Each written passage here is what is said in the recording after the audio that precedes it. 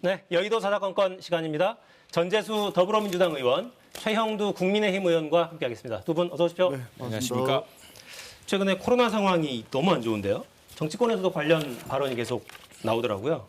김종인 총괄선대위원장이 위드 코로나를 좀 중단해야 되는 거 아니냐 이런 언급도 했던데요. 지금 감염 전문가들 이야기가 확산 속도가 너무 빠르고 또 중증 환자를 치료할 치료 능력도 지금 너무 부족합니다. 이 양쪽에 압박이 있는 것이어서 지금 이대로 나가면은 굉장히 위급한 상황이 될 것이다 보고 있기 때문에 그런 상황에서 정부가 아주 많이 늦었습니다. 백신이 필요할 때는 치료제 이야기하고 무슨 K방역 자랑하다가 백신 늦어졌죠.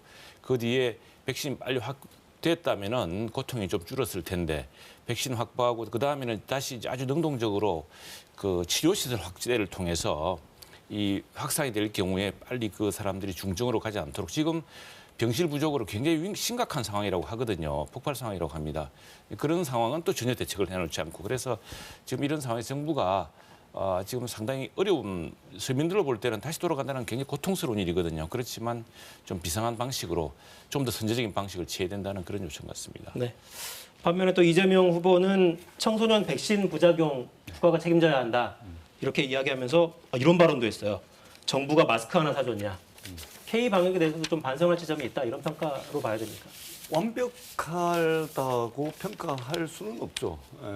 일단 이제 K방역이라 그래서 적어도 이 코로나 위기에 대응하는 수준에 있어서는 대한민국이 세계적 모범 국가인 것만은 사실입니다. 이것은 뭐 저희들이 자화자찬하는 것이 아니고 대한민국 국민들이 이뤄낸 방역 성과고 데이터로 이제 뭐 확인할 수 있는 거 아니겠습니까?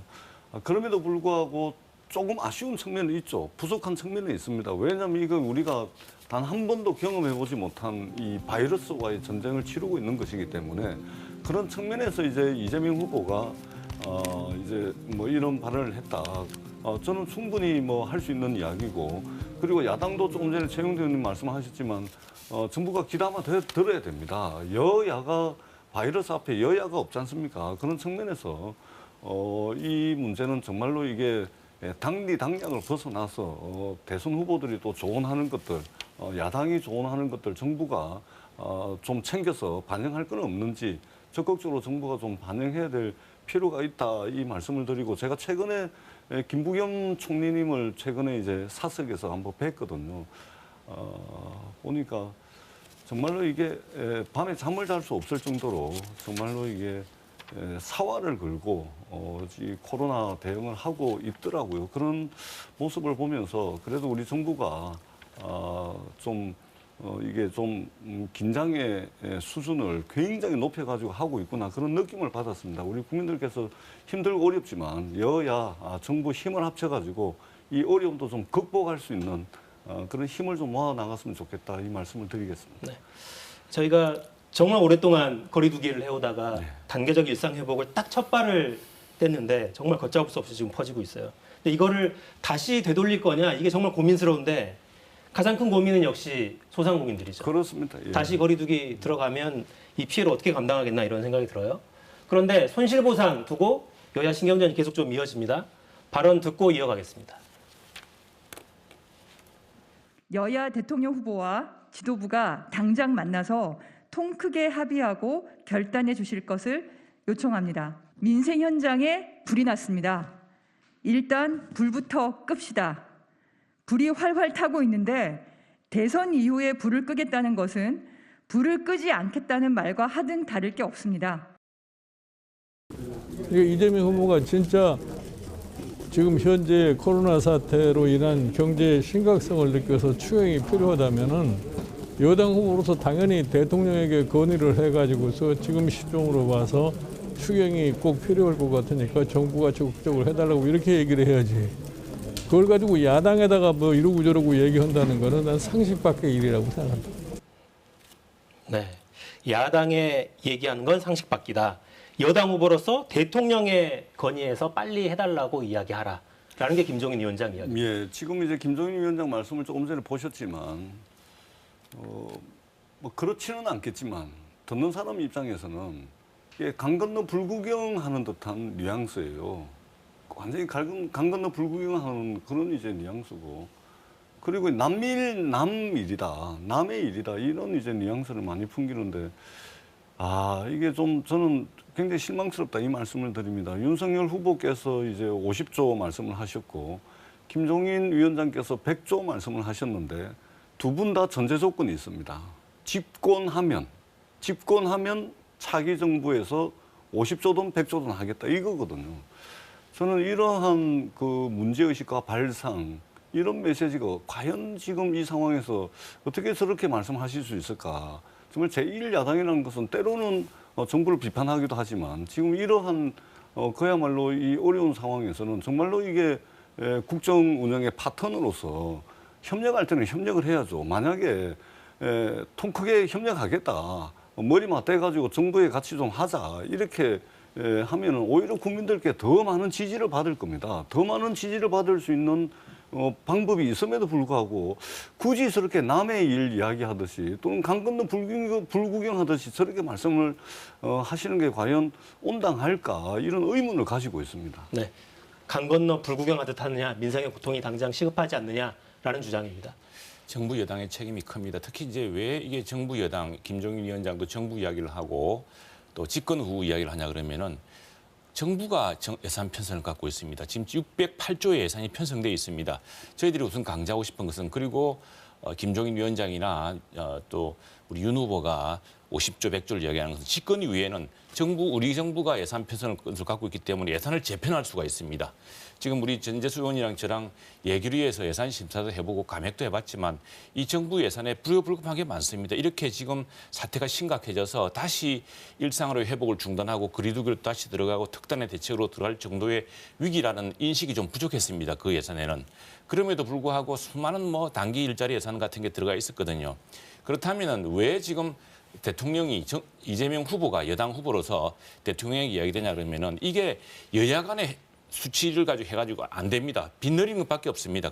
그냥 새롭게 50조 100조를 가져오라는데 이 50조가 우리나라 국방 예산에 걸맞는 정도의 돈입니다. 지금 이미 빚이 많이 올라와 있고요. 그래서 저희들이 가장 중요하게 생각하는 것은 지금 지난해 집행률도 저조했는데 굳이 다시 편성한 예산들이 수조씩 됩니다. 그런 예산들을 하고 해서 정부가 빨리 이재명 후보가 문재인 대통령과 상의해서 홍남기 부총리와 모아가지고 지금 이 상황이 변했다. 지금 당장 10조, 20조, 30조 쓸 수 있는 돈을 새롭게 재편하라. 다시 잘 가져와라. 그럼 금방 여야 합의를 될 수 있는 겁니다. 그리고 우리가 집권 후에 하겠다는 것은 바로 예산 편성권은 그때는 국민의힘 당이 가지기 때문입니다. 여당 정부를 통해서 그걸 할 수 있다는 것이고 지금 저희들이 강 건너 불구경이 아니라 정말 답답해서 미칠 지경입니다. 이렇게 무능하고 이렇게 그 말뿐인 여당 후보가 어디 있나 싶어서 정말 답답할 지경입니다. 여당 후보가요. 대통령 만나서 지금 607조 예산을 재편합시다. 그중에 한 20조, 30조 이렇게 쓰고 이렇게 해서 빨리 해야 되고요. 특히 소상공인 이 손실 보상에 대해서는 지금 정부 여당은 입이 10개라도 할 말이 없습니다. 지난해부터 벌써 2년 가까이 지금 행정명령을 통해서 소상공인 손실을 지금 강요해 왔지 않습니까? 그 소상공인들은 피해업종들은 정부 명령 수행하다가 이렇게 피해를 본 것이거든요. 그래서 그 피해보상법을 만들어 놓고 그랬으면 행정명령 발동한 건데 지난해 3월부터니까 지난해부터 소급해서 해줘야죠. 소급이 아닙니다. 행정명령이 시작된 데부터 보상을 하는 것이니까. 그런데 지난 7월부터 한다 그러고 25만 원씩 30만 원씩 88% 나눠준다고 14조 쓰면서 소상공인 손실 보상은 1조 예산밖에 편성 안 했습니다. 과감한 예산의 재편이 있어야 됩니다. 그것은 정부와 여당의 책임입니다. 제가 짧게 좀 말씀을 드리자면 우리 최영도 의원님 말씀에도 일리가 있습니다. 예, 일리가 있고요. 정부가 새겨들어야 될 부분이 있다고 생각을 합니다. 그런데 이게 평상시에 지금 대통령 선거 국면이 아니고 윤석열 후보나 김종인 위원장이 야당 대표면 저렇게 말씀하실 수가 있습니다. 야당 대표면. 근데 지금 있잖아요. 윤석열 후보가 불과 90일이 있으면 대통령이 될 수도 있는 야당의 대선 후보입니다. 대선 후보라면 과연 저렇게 말씀하시는 것이 대선 후보로서 곧 90일 뒤면 대통령이 될 수도 있는 분으로서 저렇게 말씀하시는 것은 굉장히 좀 소극적이다. 조금 더 적극적으로 나서서 사사회동을 민주당에 제안을 했지 않습니까? 여야 대선 후보에다가 당대표 김종인 위원장 해가지고 사사회동을 제안을 했습니다. 대선 후보가 결정을 하면은 아무래도 정부가 특히 기재부가 국가재정의 수호자다 이래가지고 마치 예산을 자기 호주머니 돈으로 인식하는 경향이 있지 않습니까? 이러한 부분에 대해서 경종을 울리고 정말로 소상공인들, 국민들이 힘들고 어려워하는 부분들 예산 편성할 수 있도록 추경할 수 있도록 끌어낼 수 있다고 저는 생각을 하거든요. 그래서 야당 대표처럼 또는 뭐 평상시처럼 이렇게 말씀하시는 것이 아니고 90일 뒤면 내가 대통령이 될 수 있다라는 대선 후보로서 조금 더 적극적인 메시지와 자세와 태도, 전향적인 변화가 필요하다 이렇게 생각을 합니다. 일단 그 50조든 100조든 하려면 일부는 세출 조정을 통해서 자금을 마련할 수 그렇습니다. 있겠습니다만 추경은 국채 발행 이것도 네, 불가피해 네, 보이고 네. 이 부분에 대한 국민의힘 입장이 좀 약간 좀 의견이 달리는 것 같아서 이 100조 이야기가 처음 나온 게 아니고 지난해 우리 국회의원 총선할 때 김종인 그 당시 선대위원장이 예산을 편성해서 재편해서 100조를 하자는 이야기를 했습니다. 그때도 이제 600조 이상, 600 가까이 되지 않았습니까? 작년 예산이. 그런데 온 나라가 비상 상황이니까 지금 이게 경직성 예산이 물론 있죠. 국방이라든가 또는 공무원 급여라든가 또 정부를 유지하기 위한 예산이 있을 텐데 그 경직성 예산이 필요하고 사업성 예산이라든가 또 특별히 뭐 일자리 만든다고 단기 일자리 만든다고 얼마나 많은 돈을 이렇게 쏟아부었습니까? 그런 일자리 등등을 다 편성해서 일단 세출 조정부터 확실히 한 뒤에 그걸 가지고 100조를 만든다는 각오로 해보자고 이야기를 했던 거거든요. 그래서 저희들은 지금 일단 세출 조정이 참 중요하다. 피 같은 국민 세금과 미래 세대를 담보로 하는 이런 그 부채를 통해서 돈을 펑펑 쓸 것이 아니라 일단은 지금 그 정부 예산 중에 불효불급하고 우리가 같이 지난번에 예산 심사를 해보면요. 집행률이 10%, 20%도 안 되는 것도 똑같은 금액을 또 해놨습니다. 불효불급할 뿐 아니라 집행 실적도 낮고 그 효과도 의문스러운데 그런 예산부터 정부 스스로가 빨리 가져와서 근데 왜 그렇게 했냐면은 단기 일자리 만들려고 한 것도 참 많고요. 그리고 이 무슨 사업성, 공약성 예산하려고 한 게 많은데 이제는 정말 비상 상황이라는 인식 속에서 정부가 여당인부터가 딱 그런 예산을 가져온다면은 그래서 100조를 재편하겠다. 이런 각오를 하자는 것이 저희들 입장입니다. 그러니까 추경이나 국채 발행 이거 이전에 세출 조정부터 해야죠. 현재 있는 네, 예산안 중에 세출 조정부터 네. 세밀하게 할 필요가 있다. 그렇습니다. 그러니까 그 부분이 굉장히 중요한데요. 이 과연 이제 50조든 100조든 이 재원을 어떻게 조달할 거냐 이 부분에 대해서 윤석열 후보 단 한마디가 없었습니다. 김종인 위원장도 단 한마디도 없습니다. 그냥 50조, 100조 그냥 질러놓은 겁니다. 유일하게 국민의힘에서 이 윤석열 후보가 50조 지원을 이야기했을 때 국민의힘의 이제 그 윤창현 의원이라고 정무위 계신 분인데 이분이 50조의 근거를 말씀하신 적 딱 한 번 있습니다. 이분 말씀에 따르면 세출 구조조정을 통해서 25조, 그다음에 단기 국채 발행을 통해서 25조, 그렇게 해서 50조를 마련하겠다라고 이야기를 했거든요. 그래서 제가 이제 그러면 세출 구조조정 어떤 세금을 줄일 거냐, 어떤 지출을 줄일 거냐라고 했더니 민주당 대선 후보 경선 과정에서 이재명 후보가 세출 구조조정을 통해서 25조를 확보를 할 수 있다라고 이야기한 것을 근거로 이야기를 하더라고요. 그다음에 단기 국채를 통해서 단기 국채 발행을 통해서 25조 말씀을 하시던데 국채를 발행하더라도 단기 국채는 안 되죠. 국가 채무 중에 악성 채무로 분류하는 것이 단기 국채입니다. 그러니까 국채를 발행하더라도 10년물이라든지 20년물이라든지 이런 이제 중장기 국채를 발행을 해야지 단기 국채를 발행을 해서 25조 이렇게 말씀을 하시더라고요. 그래서 결국은 추경을 하게 되면 일정한 수준의 세출 구조 조정이 뒷받침돼야 되겠지만 결국은 국채 발행으로 갈 수밖에 없다. 가까운 일본의 경우만 하더라도 내년도 경제 회복 예산을 위해서 본 예산 말고 우리나라 돈으로 거의 370조 원에 가까운 추가 예산을 지금 편성을 하거든요. 근데 우리도 충분히 이제 일본보다 이제 GDP 대비 국가 채무라든지 코로나 지출 예산이 굉장히 적었기 때문에 적어도 일본 수준의 절반까지는 충분히 할 수 있는 국가 재정적 여력이 있다 이렇게 생각을 합니다. 이 부분을 4자 회동을 통해 가지고 하자는 겁니다. 근데 4자 회동 안 하자는 거 아닙니까 지금? 그래서 좀 전향적인 자세와 태도의 변화를 통해서 4자 회동을 해가지고 정말로 국민들께 이번에는 여야가 힘을 모아가지고 국민들한테 좀 응원도 드리고 위로도 좀 드리고 하는 이런 좀 모습을 보이는 것이 필요하지 않을까 싶습니다. 그거 하시려면 지금까지 야당이 주장했던 부분부터 좀 심사숙고해서 받아들였으면 좋겠습니다. 무슨 예산 편성할 때 야당에게 하나도 안 듣고 그다음에 추경할 때도 소상공인 그렇게 해주자 그래도 25만 원 88% 나눠준다고 그게 애쓰고 그러다가 지금 이렇게 어려울 때면 꼭 야당을 또 끌어들여서 이렇게 합니다. 우선에 정부가 할 일부터 하시면은 저희들은 더 심각하게 이 사안을 보고 있습니다. 그래서 같이 정말 해야 되고요. 또 하나 국가 재정 건전성 문제에서 자꾸 우리 착각하는 것이 이웃 일본이 물론 요즘 국력이 마약화됐습니다만 엔화는 국제 기축통화 비슷하게 되는 데입니다. 이 국가 재정을 논할 때 기축통화 국가냐, 그러니까 그것은 중국, 미국, 일본, 다음 EU 같은 그런 그 화폐 자체가 어떤 국제적인 기축통화로서 기능할 경우에는 그 돈 자체를 더 만들면 돼요. 그런데 우리 같은 경우는 기축통화 국가가 아니거든요. 그래서 서로 기준이 다르다는 것이 아주 국제적으로 정리된 이론인데 그걸 자꾸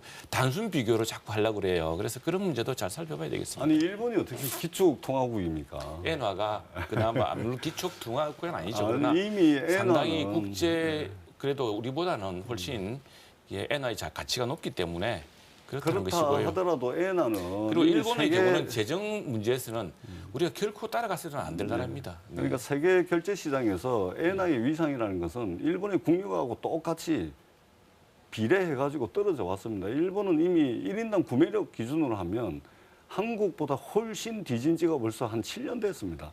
다만 인구가 우리나라보다 한 8천만 명 많은 것 때문에 GDP를 이제 1인당 곱하기 이제 사람 머리 숫자로 하다 보니까 우리보다 인구가 8천만 명 많아서 GDP가 규모에서 일본이 우리보다 앞서지. 그걸 1인당 나누면은 1인당 구매력 기준으로 하면은 대한민국이 벌써 일본을 추월한 지 벌써 5년, 7년 됩니다. 그렇기 때문에 일본이 기축통화국이다 이렇게 말씀하시는 것은 그래서 제가 일본을 너무 과하게 이제 그래서 평가하시는 일본을 거다. 사례를 드시길래 일본 사례는 부적절하다고 말씀드린 것입니다. 알겠습니다. 자, 쉽지는 않아 보이네요. 네, 일단 아무튼 새 정부가 출범한 다음에 어떤 당이 정권을 창출할지 모르겠습니다만 그 다음에나 논의가 좀 불이 붙겠다 이런 생각이 듭니다. 자, 대선 상황 좀 알아보죠. 이재명 민주당 대선 후보 3박 4일간 TK 행보 마무리했습니다. 영상 보겠습니다.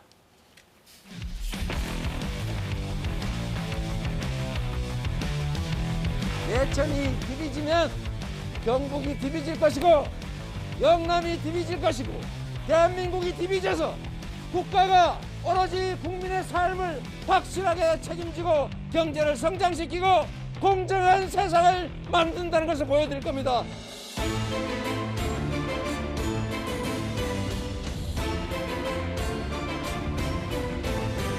대구, 경북이 낳은 평가는 갈리지만 매우 눈에 띄는 정치인이 있었습니까? 누굽니까? 박정희입니다.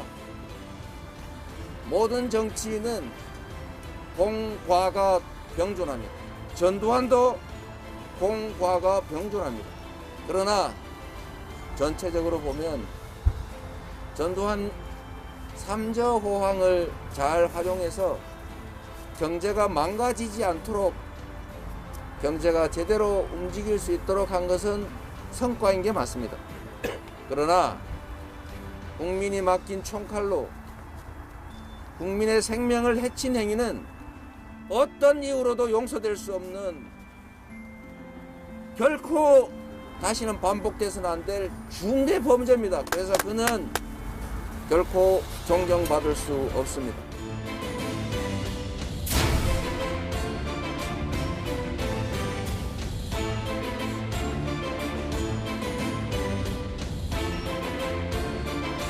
저 이재명에게 대통령을 맡겨주시면 주식시장에서 주가 조작 사범들 철저하게 응징하고 펀드 사기 엄정하게 처벌해서 공정한 주식 거래에서 주가 지수 5천 시대를 제가 열어가겠습니다, 여러분.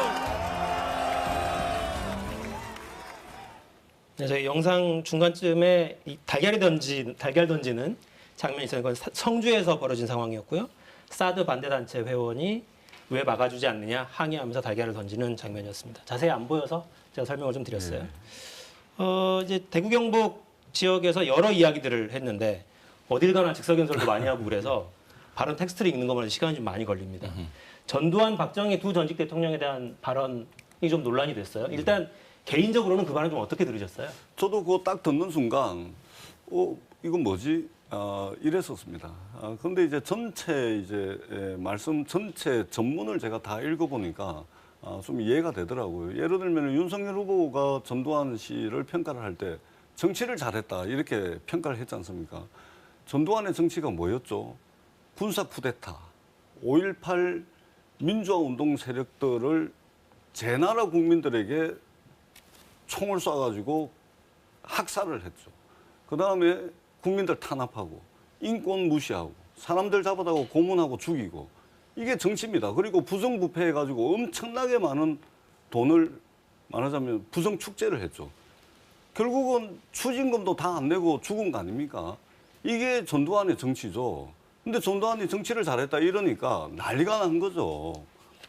그리고 우리가 역사적 인물을 평가를 할 때는 공과 가가 다 있죠. 100% 잘못하고 100% 못한 거 이건 없죠. 한 사람에 대해서.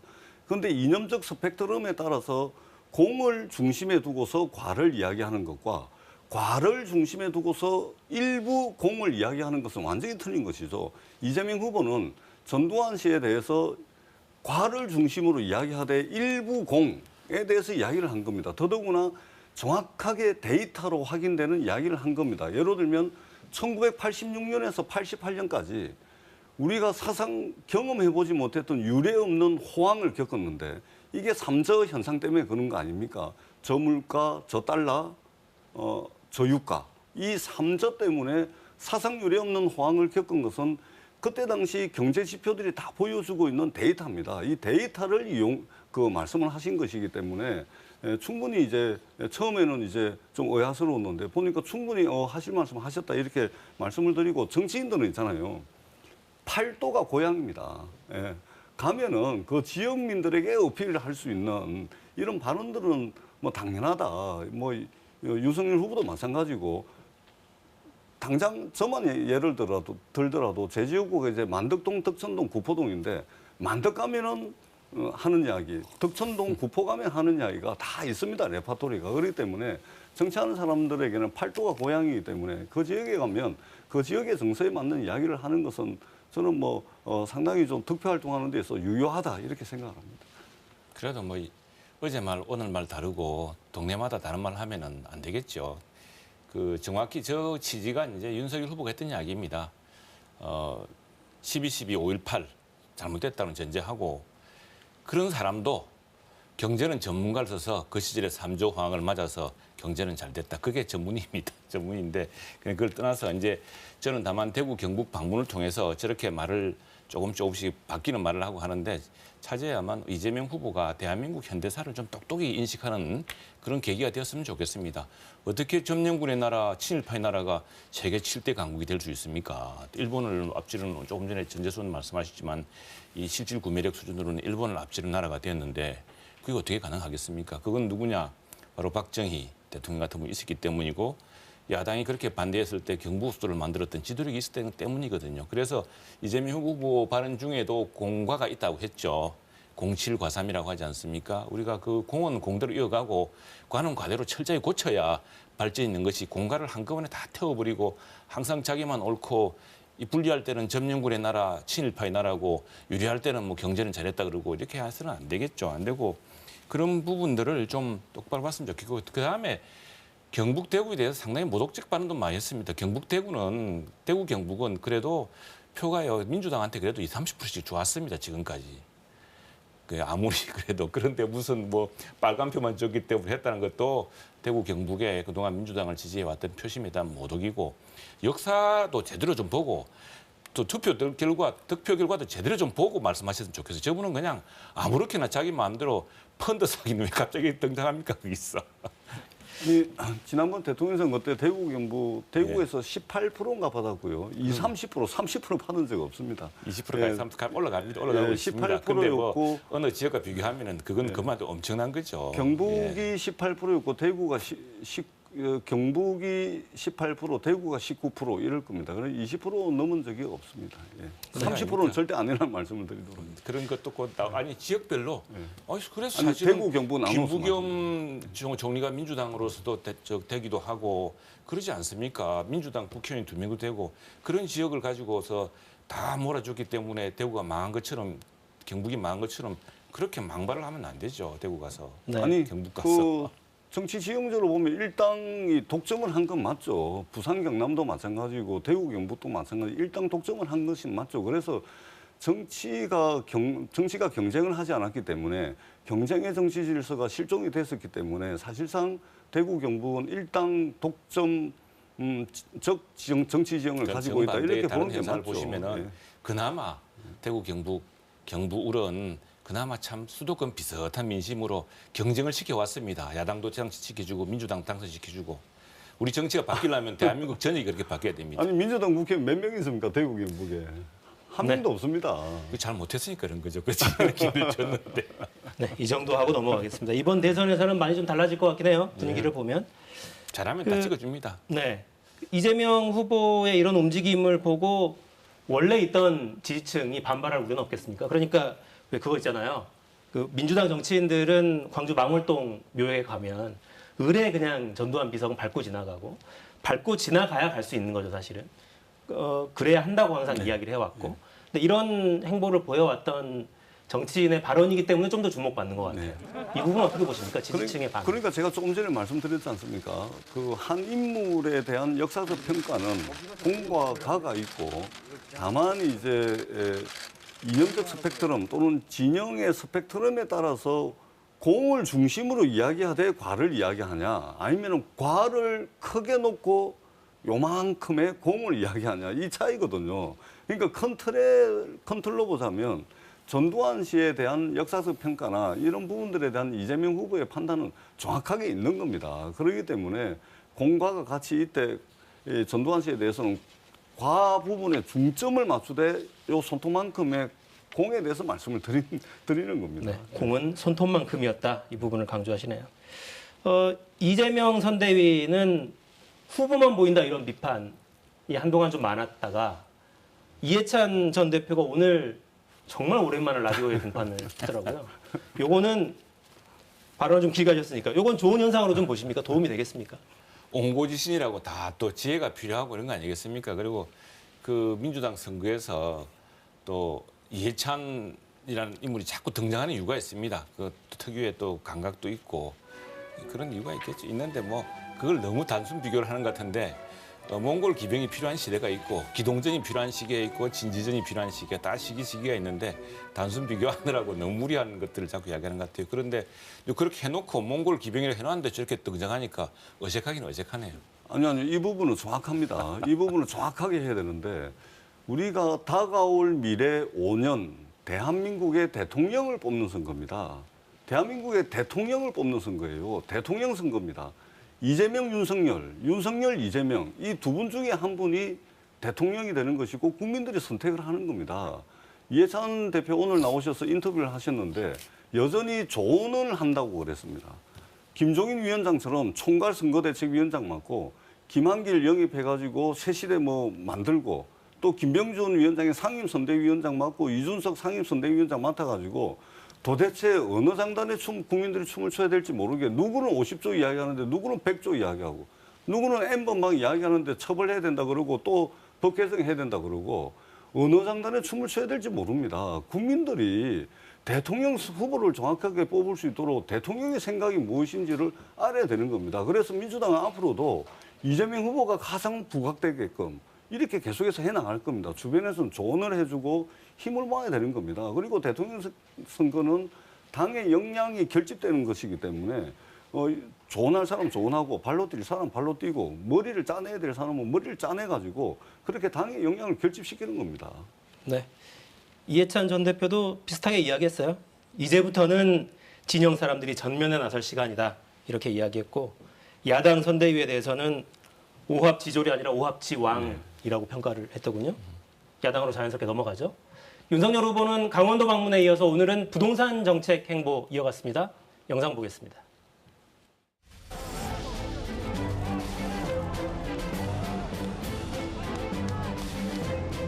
강릉의 외손이 여러분을 뵈러 강릉에 왔습니다. 강릉의 외손이 무도하고 무능한 정권을 반드시 교체하겠습니다.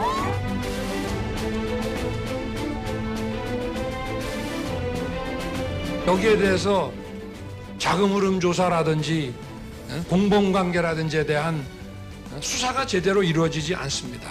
이건 국가가 아닙니다. 그분께서 지금 민주당의 이 여당의 대선 후보로 나와서 해괴한 얘기를 하고 다닙니다. 정말 이게 국민들이 스트레스 받아갖고 우리가 이걸 교체하지 않으면 국민들이 아마 이 정신 건강이 아주 심각하게 망가질 것이라고 생각합니다.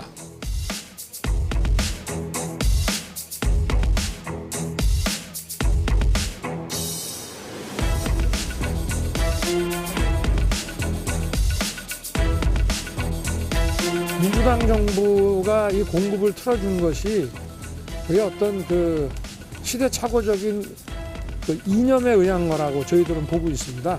그래서 지금 뭐 선거를 앞두고 무슨 말을 못 하겠습니까만은 과연 같은 기조를 가지고 있는 그런 사람들이 과연 이렇게 이 부동산 정책이라고 하는 것을 어떤 시장의 그 생리를 우선시하면서 펴나갈 수 있을지 좀 의문입니다.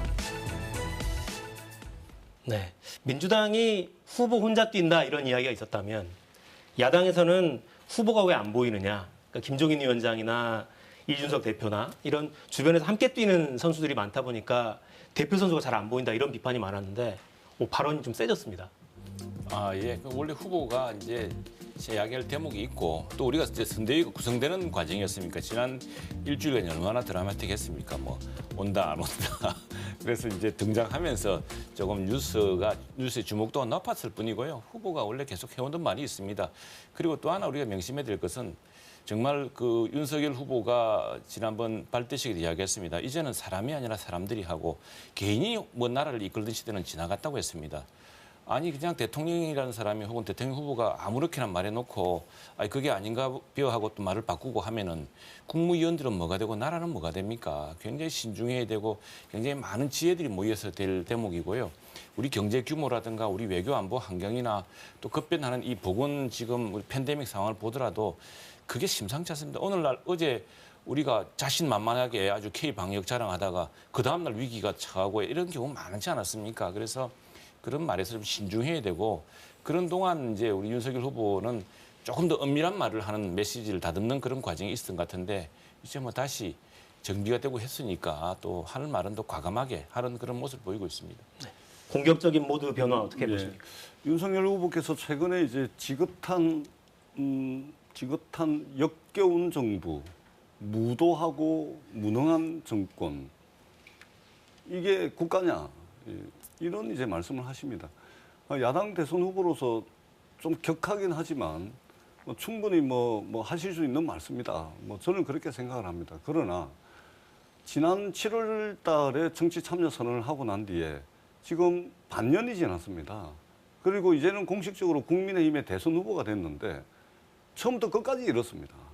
그냥 단정적으로 저강도 독재 정권이다, 무슨 전체주의다, 무능하고 무도한 정권이다, 이런 이야기만 계속하는 겁니다. 반대할 수 있죠. 반대를 해가지고 문재인 정부에 반대를 해가지고 그 반대 세력의 중심에 서서 후보가 이제 됐다면 저는 적어도 이제 나중에 반대하는 그 상대방이 사라져 버리면 어떻게 할 겁니까? 열심히 반대했는데 그 상대방이 사라지면 어떻게 할 거죠? 3월 9일 대통령 선거가 끝나면 내년 5월 9일 날 되면 문재인 대통령은 퇴임하고 사라집니다. 그렇게 반대해가지고 뭔가 표를 모으고 지지를 받았는데 자연히 사라지게 되는 겁니다. 그렇다면 반대를 위한 반대만 해가지고 이 다가올 미래 5년 이 지금 불확실성의 시대, 고통의 시대를 지나고 있는 이 대한민국 국민들에게 어떤 비전과 가치를 보여줄 수가 있는 것이죠. 그런 측면에서 저는 과한 정권 비판이라 하더라도 충분히 받아들일 수 있지만 지금 6개월, 7개월이 지났는데도 아직도 저 수준에 머물러 있는 것은 정말로 이게 국가 경영 능력에 대해서 많은 국민들께서 의심을 가질 수밖에 없는 상황에 왔다, 이제는. 그래서 윤석열 후보가 앞으로는 자신의 어떤 비전, 국가 경영 능력에 대한 국민들로부터 확신을 받을 수 있도록 그런 메시지와 행보를 저는 해야 된다. 그리고 정책 발표 윤석열 후보 입으로 좀 자주 좀 하기를 바란다. 예를 들면 지금 부동산 말씀을 하시는데 청약통장이 뭔지 모릅니다. 그거는 본인 말을 통해서 국민들이 다 아는 거 아닙니까? 아니 세상 전지에 청약통장 모르는 분이 부동산의 어떤 시장 원리를 말씀하신다? 그리고 대한민국에요. 부동산은 공산품이 아닙니다. 내일 당장 찍어 만들고 우리가 다 쓰고 없어지면 또 만들 수 있는 공산품이 아닙니다. 그렇기 때문에 오로지 시장의 원리에만 맡겨서는 안 된다는 것이 부동산 전문가들의 공통된 생각 아니겠습니까? 그런데 저기다 대고 또 시장 원리를 이야기를 합니다. 저는 상당히 걱정이 되고 의구심이 많이 든다 이 말씀을 드리겠습니다. 이제 대통령이 혼자 하는 일이 아니고 혼자서 말 타고 호령하고 누구처럼 올라서 그냥 오늘 이 말 했다가 내일 다른 말 하고 이렇게 해서는 안 되고 그럼 나라가 얼마나 혼란스러워지겠습니까? 주식시장도 정말 혼란스러워질 겁니다. 그게 아니고 정부 통치는 국정은 인사로 하는 것이고 첫 번째 언어 총리 그래서 전두환 전두환 대통령 언급할 때 제일 먼저 언급되는 사람이 경제는 당시 대통령이 했던 그분 아닙니까? 그 당시에 이제 경제수석 또 부총리 이런 이제 그 누구를 쓰느냐가 제일 중요한 것이고요. 그걸로 해서 한 정부의 정책 미래가 이제 걱정이 되겠죠. 또 하나 이 부동산 정책만 하더라도 지금 너무 이 정부의 부동산 정책은 좀 이념화돼 가지고 근데 전세는 나쁘다.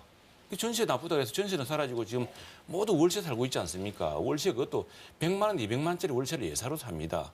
이런 나라 만들지 않았습니까? 결국에는 공급이 뒷받침 안 되면 시장이 우리 주택공사 LH가 공급할 수 있는 한계가 있습니다. 정부가 공급할 수 있는 땅에 한계가 있습니다. 민간의 시장을 돌리지 않고서는 그래서 부동산이 나오고 매물이 나오고 임대 물량이 나오고 하지 않고서는 이 많은 그 주택수를 감당할 수 없거든요. 그런 점을 골고루 살피는 그런 정책에 대해 전환이 있어야겠고 그런 정책을 준비할 겁니다.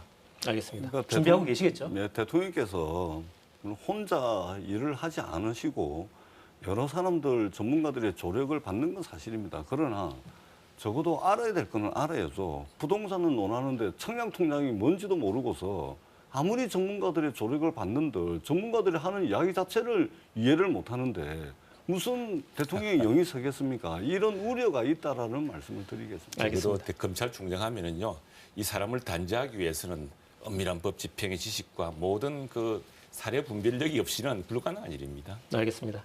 걱정 안 하셔도 될 것 같습니다. 설마 반문 깃발만 들고 대선을 치를 수 있겠습니까? 지금까지는 그래왔지 않습니까? 네. 지금 이제 선거 90일밖에 안 남았는데 지금까지 그렇습니다. 윤석열 후보 입을 통해서 나오는 이야기 보세요.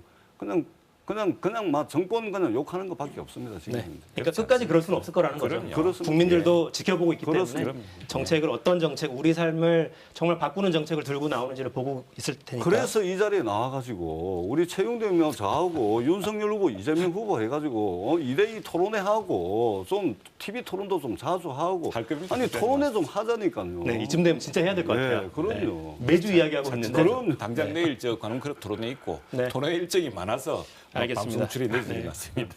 저희는 항상 열려 있다는 점을 다시 한번 말씀드리겠습니다. 최형두 전재수 의원과 함께했습니다. 두 분 고맙습니다. 네, 고맙습니다.